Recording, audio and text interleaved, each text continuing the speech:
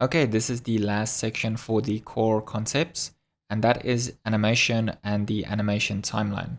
So as you can see, we are currently in design mode. What we want to do is we want to switch from design mode to animate. We're going to switch to animate, and then as you can see, there is now a animation timeline at the bottom. And here we have a playhead, and the playhead is essentially the time or the current time in the animation that you're at. So if we hit play, by hitting spacebar, you can see that the playhead slowly goes from left to right. And as you can see, we can specify the duration of the animation, the frames per second, and here we can manually set the playhead's location. So to begin animating, you want to select an object.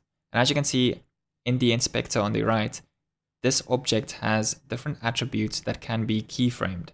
So by keyframe, if we select this keychain over here, we will be keyframing the X position in the timeline at the current playhead.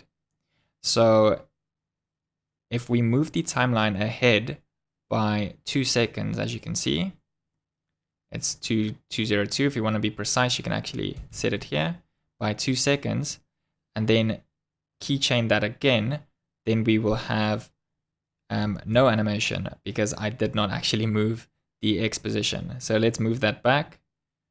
And then instead of setting it here, we can also just drag it in automatically. As you can see, auto key is currently set to be active. And what auto key does is as you move these objects, Flare will auto magically keychain these attributes and their positions, depending on what gets changed. So now if we hit back, or if we take the playhead back and hit play, you can see that we have our animation. So this, it will be a bit long. As you can see, it's set to 10 seconds and our animation is only 3 seconds and 10 milliseconds or whatever.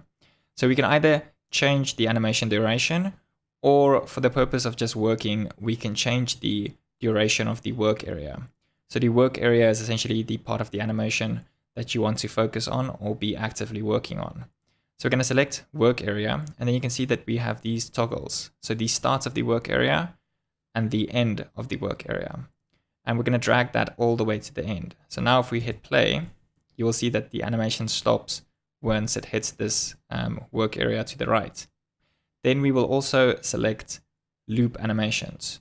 So what this will do is it will loop the animation continuously. So as it reaches the end, it will start from the beginning. Okay, and one important thing to note is that we should be naming these animations. Currently, the animation is set to untitled. So if we double click that and say square, or just say right, you can see that the animation has changed to right. And in this little window over here, we can see that we have our rectangle. If we expand these this column, we can see that we are animating the X translation. So let's hit play, it's still working fine. Now what I want to do is I want to create another animation. I'm going to name this animation down. And then what I also want to do is I want to set the work area to be exactly the same. We're also going to say 310. Doesn't need to be perfect. This is just an example. And we are going to take our playhead to the very beginning. And one other shortcut that we can do, we can either use the auto key, or we can translate or hit the keychain next to the Y translation to keyframe the Y position, or we can just hit Shift and then T. So what Shift T does is Shift is the power key and T is the shortcut for translate. So this will keyframe the current translation. We can also do Shift R, for example, and that will keyframe the rotation at the current point in time. But we don't want to do that. We only want the translation. So what we're going to do now is we are going to move the playhead all the way to the right, and then we are going to select the Y translate, and then we're just going to move it down. Same as the previous one, and now we have a downwards animation. Now, what I want to show you that is very unique is the fact that we can chain multiple animations together.